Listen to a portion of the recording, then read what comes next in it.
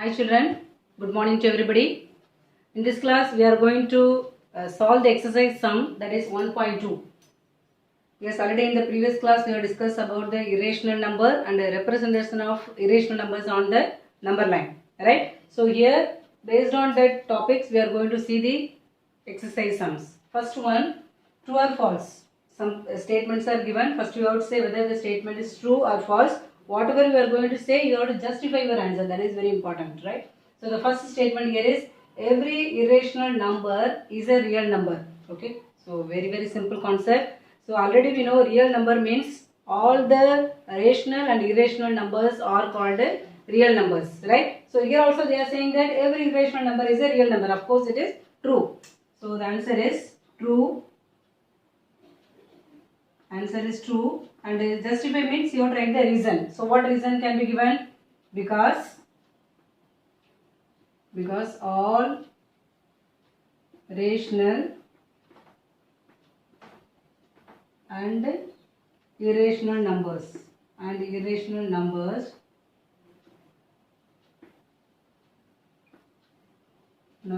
are real numbers. This is the reason. Yes. Let's move to the second one. See the second question from your exercise, that is every point on the number line, every point on the number line is of the form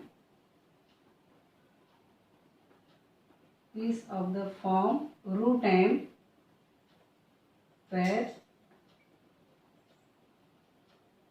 m is a natural number,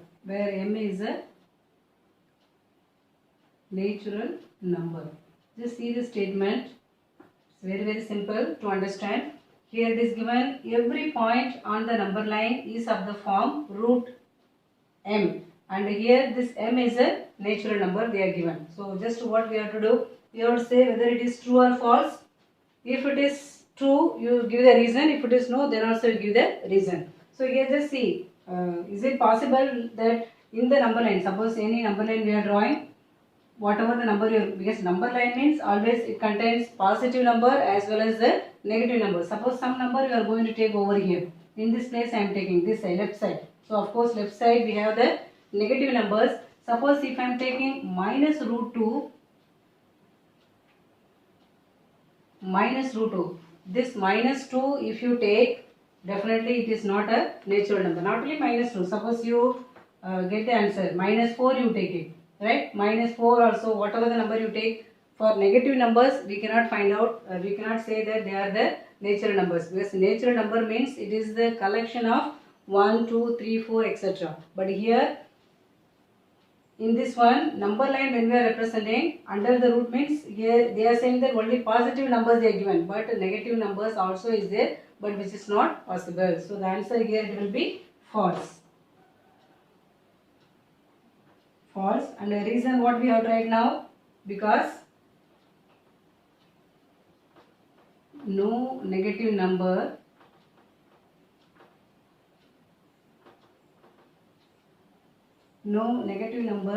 can be the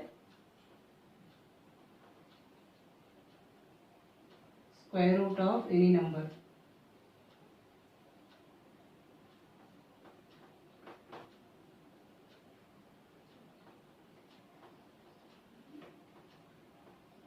Any natural number. So this is the reason, okay?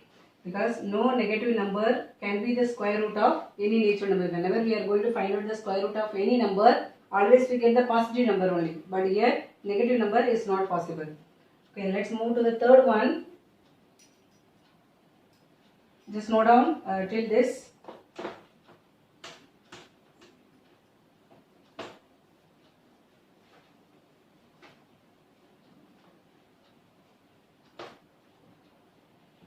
Question number 3.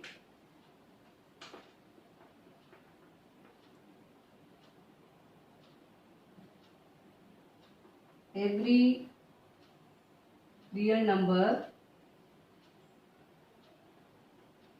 every real number is an irrational number. Every real number is an irrational number. So just say whether it is true or false. See, every real number means already we have discussed all the rational and irrational numbers are real number. But now every real number can be irrational. Is it possible? Suppose for example you take 2. This 2 is a rational number because it can be written in the form of 2 by 1. That is P by Q form we can write. It is the rational number. But they are saying that every real number is a irrational number, which is false statement. So here you have to write the answer. Answer is false.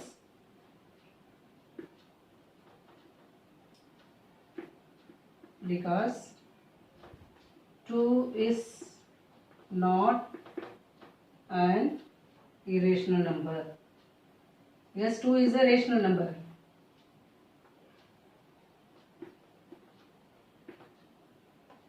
Let's move to the next one, question number 2. Yes children, let us move to question number 2 now from exercise 1.2.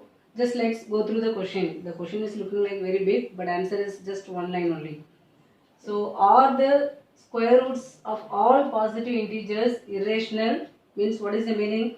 Whatever the positive integers are there, if you are going to find the square root of all the positive integers, every number or every answer whatever you are going to get is an irrational. That is the first question. Suppose if you are not going to say no, if not, then give an example. If not, give an example of the square root of a number that is a rational number. Means you are saying that no, it is not possible. You may get the rational number also. In that case, give one example. So here your answer is no. Okay, every time it is not possible. All the positive integers are not going to be irrational numbers. Sometimes we may get the rational number also. So what is the example? For example, now if you find out this root 4, right, root 4 which is equal to 2, means actually we are finding the square root of the positive number and answer we are getting it as 2, which is a rational number. Which is a rational number.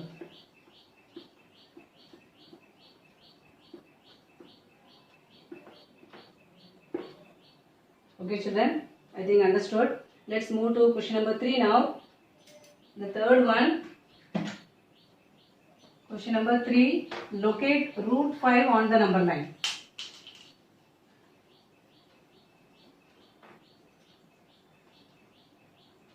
Locate root 5 on the number line.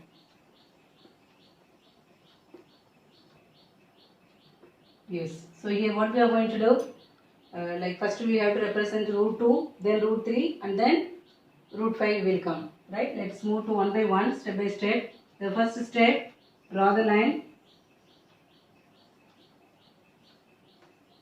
Keep a point O and here A. The distance between these two, it will be 1 unit. Now perpendicular line, take a point B, join this. So by using Pythagoras theorem already we have completed how to find out the distance of this OB. We have done it also, that is root 2. This will be root 2. So if you want just note down here, because suppose if it is asked in 3 mark question or 4 mark question, all the steps you have to explain.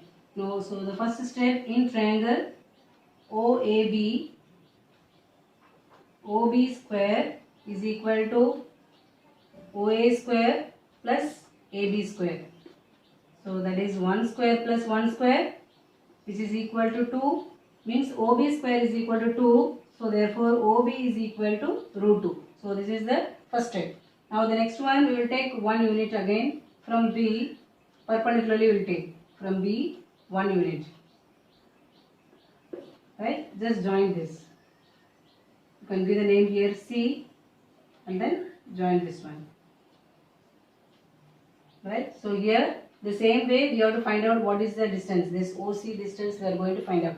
So again we are taking the right angle, because I said here we are taking the perpendicular line. This BC, when you draw 1 unit, it should be perpendicular. By taking 90 degree, we have to take it. So that is second step. In triangle OBC, OC square is equal to OB square plus BC square. So OB square we have, OB distance already we have, that is root 2. So root 2 square plus BC we have here 1 square. So root 2 square means root 2 into root 2, it will become 2 only. 2 plus 1. So OC square is equal to, you will get 3. So what is OC?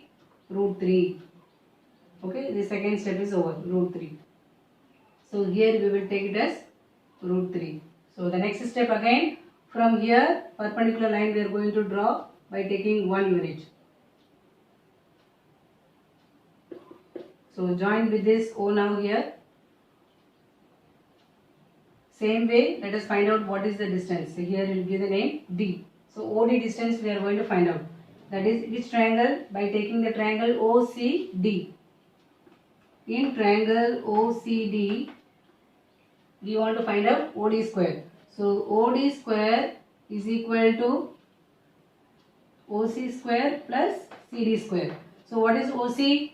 Just see the figure here. OC is root 3. So we will take it here as root 3 square plus CD. What is CD here? It is 1 unit. So 1 square. Just square it now. Root 3 square means you will get 3 plus 1, which is equal to 4. So OD is equal to root 4, which is equal to 2. So here it is actually root 4, or you can write 2 over here. Yes, done. So now we are coming to the main one, that is root 5. Right. So let us calculate the next one now. Again the same steps you are going to continue. From D, you are going to take 1 unit, which is perpendicular line, like this way. Right. And give the name here E. So join this. Okay, this distance you are going to find out. O to E, the distance you are going to find out now. So that is the last one, last part. In triangle, what is the triangle name? ODE. ODE triangle we are going to take. This is E. Right, so by using the Pythagoras theorem, this is your hypotenuse. Right, so here it is 90 degree. In this also, here it is 90 degree. So now just say hypotenuse means that is OE square. OE square is equal to, what is the next one? This OD square plus ED square. OD square plus ED square. So just substitute the values here. OD how much here? Already we got in the previous step. You can take it as root 4 or just you can take 2. So write here 2 square plus ED square. ED how much? 1 unit. Yes, already told each one will be 1 unit. 1 square. So 4 plus 1, which is equal to 5.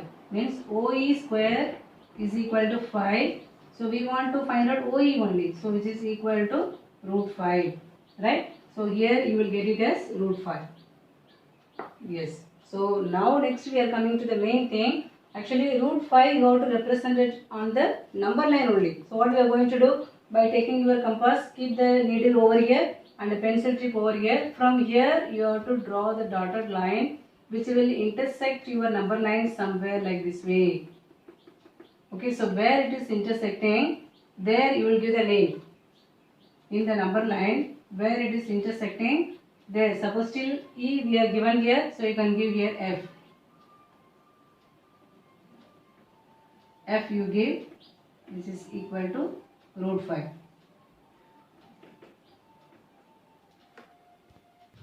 So just see, listen. Here we are finding the value of OE by taking the Pythagoras theorem, which we are getting it as root 5. So root 5 means now in the diagram if you observe, this OE is equal to root 5. So this root 5 we have to represent it on the number line. Just extend the number line, keep your compass point over here. From here just draw the arc. So this arc will intersect somewhere on the number line. So here in this place it is intersecting. So that is actually called root 5. It means what is the meaning? From here, from O to F, the distance is equal to root 5. So this OF and this OE both are equal to each other. So this is the way of representing the root 5 on the number line. So by this we are ending the video. Let's see in the next class the remaining points. Thank you, children.